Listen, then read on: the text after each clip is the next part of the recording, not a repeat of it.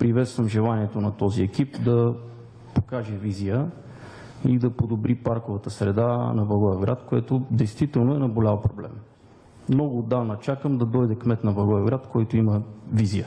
Също така смятам, че принципно, ако има проект, който е изключително важен за града, е нормално и е възможно да се вземе заем, тъй като един проект, който е изключително важен за града и може да подобри средата на живот, да привлече инвестиции, да привлече дори хора, които да живеят тук, той в дългосрочен план би имал много голяма добавена стойност. Тук обаче за мен свършват добрите новини с това, което правим днес. Първата посока, в която имаме проблем, е процеса. Значи ние сме поканени тук да правим обществено обсъждане въз основа на конкретно правно основание, което е обсъждане на поемане на дълг за проект какъвто няма. Вие много ясно и изрично казахте, и архитект Паскалев, и вие лично казахте, няма проект. Ние виждаме, че няма проект. Това тук е, как да кажа, ситуация. Сгрешена е поредността на процедурата. Първо трябва да се изготви проект. Този проект трябва да се обсъди от обществеността. Обществеността трябва да реши, че иска да го направи, че иска евентуално, включително потенциално да го направи със заем. Трябва да се види дали този проект е реалистичен, например, дали въобще има някакъв шанс да мине през Рилсова и басейнова дирекция с тези красиви неща, които са замислени. Едва когато знаем, че имаме проекти, всички ние сме съгласни да го правим, тогава можем да мислим и да говорим за взимане на заем. Първо се прави проект, идея, доста по-подробно от това, участва обществеността, приема се този проект.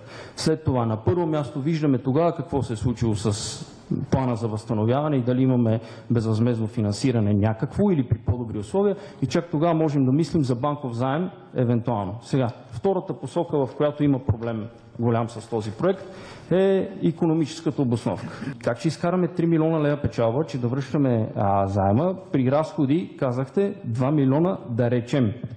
Така се изразихте. 2 милиона да речем. Някак не се връзва.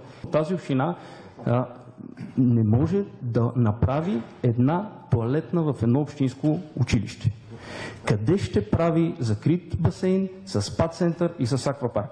Това просто няма да се случи никога и аз съм сигурен, че обществеността никога няма да го позволи и сметката никога няма да излезе.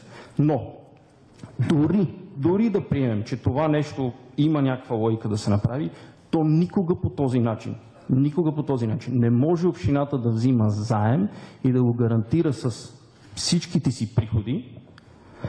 Единственият начин да се направи това е на проектна база. И това много добре го знаете, защото вие сте от частния бизнес.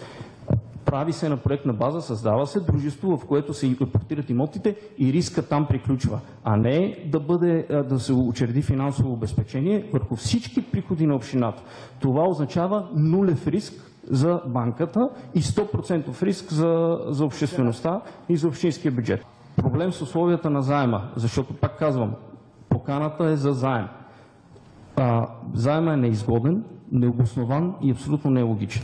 Първо, такъв кредит, ако ще се търси, наистина трябва да се търси от фонда на фондовете, от Българска банка за развитие, Европейска банка за възстановяване и развитие, има такива инструменти, Европейска инвестиционна банка и така нататък, ако въобще ще взимаме заем.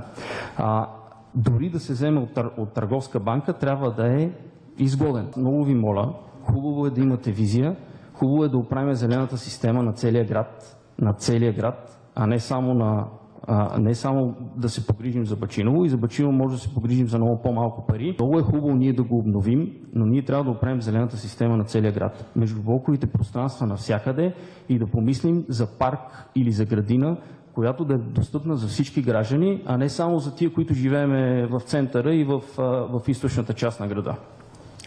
Въз основа на всичко изложено, предлагам предложението за тегляне на заем на този етап да бъде оттеглено, защото то е абсолютно необосновано и тепърва да започнем да си говорим за този проект, да го развием заедно в продължение на минимум няколко месеца обсъждания и едва тогава да видим какви са възможностите за неговото финансиране и да видим какво друго може да направим за зелената система на Благоевград. Благодаря ви.